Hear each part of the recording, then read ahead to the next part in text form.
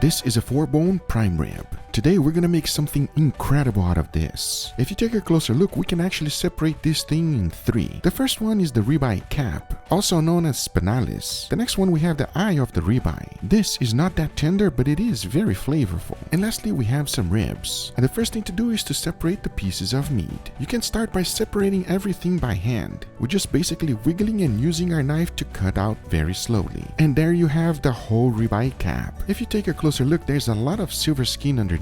So you want to go ahead and start removing all of those things out. The name of the game here is to go nice and slow. Taking out the silver skin and the seams is all we need. And once done, this is what it looks like. It's nicely and perfectly cleaned, and we're going to transform this into steaks. For that, you want your steaks to be about 2 inches thick, as our whole goal is to roll everything into itself. To ensure that it's not going to come apart on me, I like to use butcher's twine. And once I was done tying it up, take a look. This is what I like to call the king of steaks. Now cooking it this way will ensure that you get perfection. Going back to our prime rib, this is what we're left with. Now since I'll be making 2 different dishes from this, I'm gonna leave a good amount of meat on the ribs and trim a little bit of the edge of the fat. You don't want to overdo it because fat is flavor. Now for the final part of butchering, we have the eye. Underneath this fat layer, there's a silver skin. That has to go. My goal here is to make it look like a large filet mignon, also known as a chateaubriand. So rounding the edges, removing only the necessary parts, I'm trying my best to make it look like this. A perfectly trimmed ribeye eye that it's going to transform into a beautiful beef Wellington. And don't worry, all of the trims are saved. Nothing ever goes to waste. But in the end, this is what my prime rib looks like.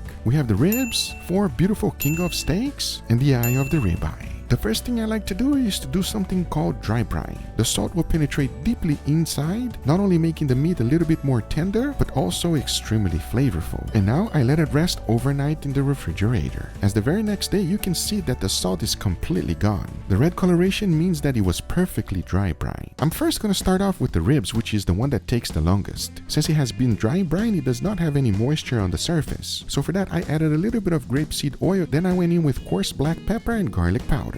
Take a closer look once I was done. It is now ready to go inside of the smoker. Talking about that, I set my smoker to 250 degrees Fahrenheit. I want to let it smoke for 6 hours. Once that 6 hours was up, I took it out and take a closer look. Now this is fully cooked already. However, it is not probing like butter. So I grabbed some butcher's paper, added a good amount of beef tallow to the paper, placed my ribs on it, and wrapped the whole thing up. Now into my oven it goes until it's fully tender. For me, it took about 3 hours. We got a nice pull back on the bones, and this thing is smelling and looking gorgeous. As I take my first slice, take a closer look. And the big question, how tender is it? Well, as I take out a piece, oh man.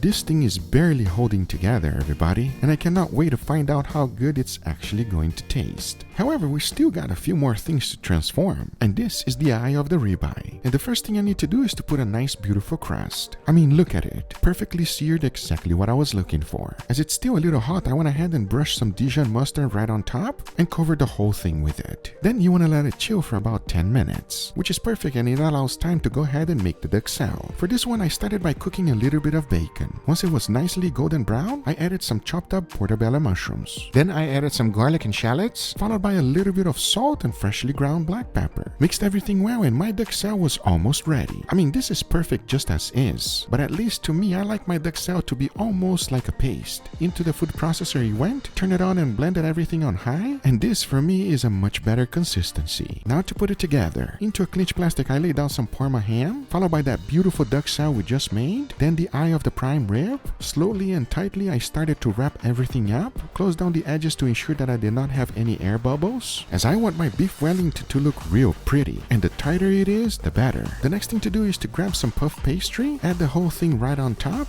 start closing my dough nice and tightly, and just like before, roll it until I get everything nice and tight, then add a little bit of egg wash. If you want to make it pretty, you can do a decoration puff pastry right on top.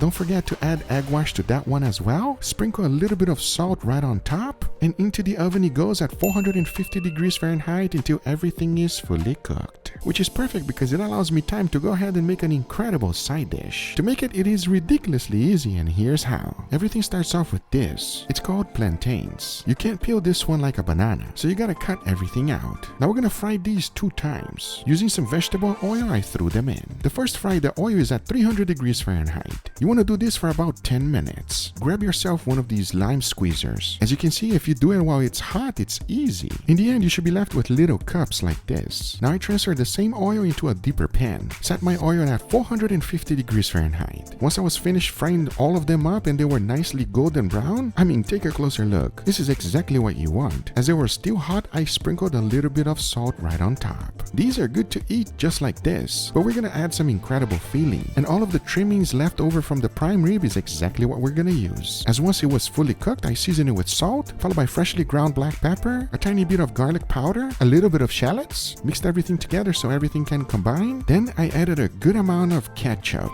Then I mixed it well once again, and that's it. My filling is done. Now to assemble it, it's even easier. I first added some Mexican crema right on the bottom, followed by the beautiful meat we just cooked, more Mexican crema right on top. I happen to have some pickled onions left over. Then I added a piece of green onion, followed by some more ketchup, sprinkled some parsley right on top, and that's it. And I'll tell you one thing, it's going to please everyone. The only thing left to do is to go ahead and make the king of steaks. Remember, it was fully dry brine already, so the only thing that it really needs is a little bit of freshly ground black pepper and garlic powder. Now the only thing left to do is to go ahead and grill them. And for that, I'll be first putting a nice beautiful sear. Once done, I'll be cooking them in indirect heat until I reach an internal temperature of 135. For that, I'll be using my wireless thermometers. As now I say, it is enough talking and it is time to grill these beautiful steaks, so let's do it.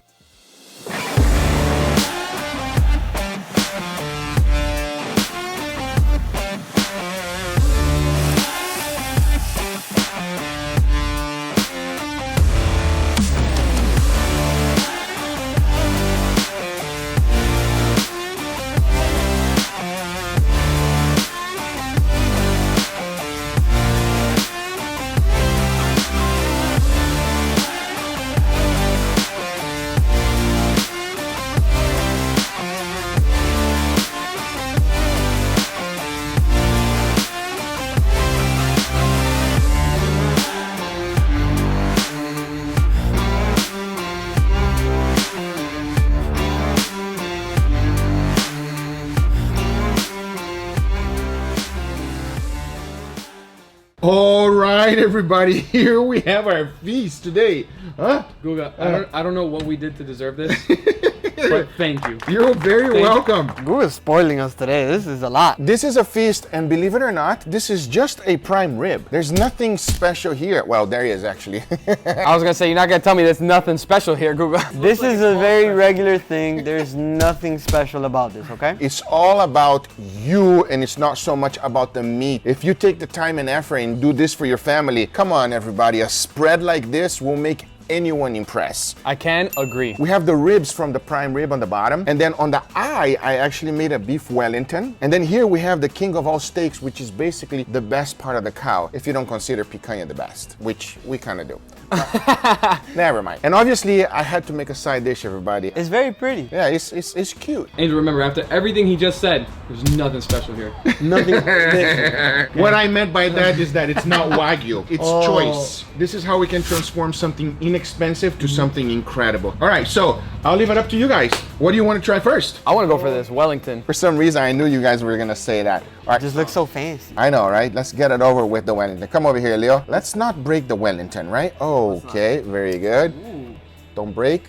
Nice. Perfect. Guys, I don't know what happened. This Wellington looked so pretty 5 minutes ago, and now it's Yeah, I'm destroying the Wellington, Leo. it's a deconstructed Wellington now. Cheers, everybody. Cheers. Oh, yeah. Surprisingly tender. When you don't talk and you start the game, you know it's good. You know what Korean barbecue is to Angel.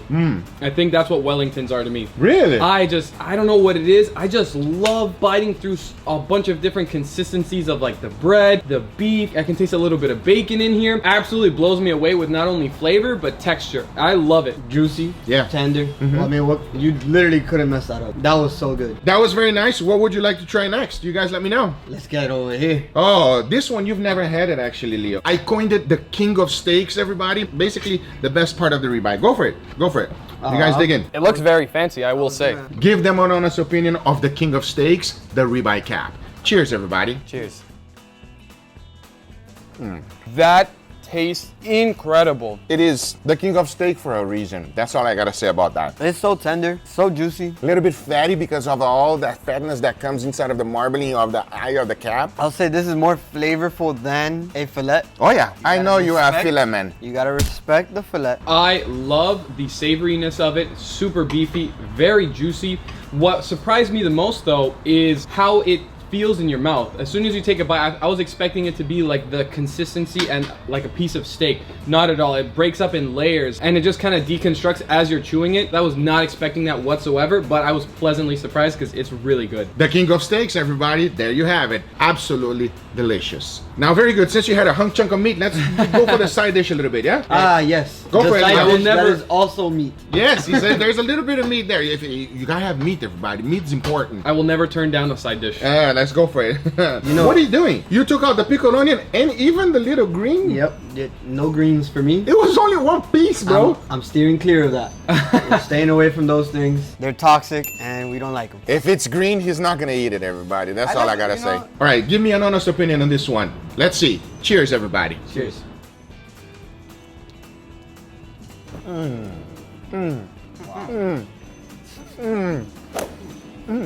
All right, sir. Oh, I might need that too. That's good, man. something about tostones, everybody. Something about that Mexican crema inside there with the ground beef.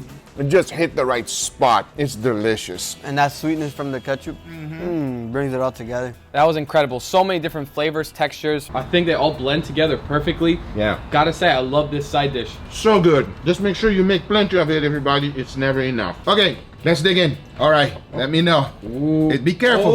Oh, Yo, Leo, what happened? I tried to grab it. You see? You I tried see? to grab it, just pulled it The apart. tenderness, everybody, That is is- just next level right here. That is a good sign right there. You guys ready? I'm Yes, ready. sir. Let's give this a go. Cheers, everybody. Cheers.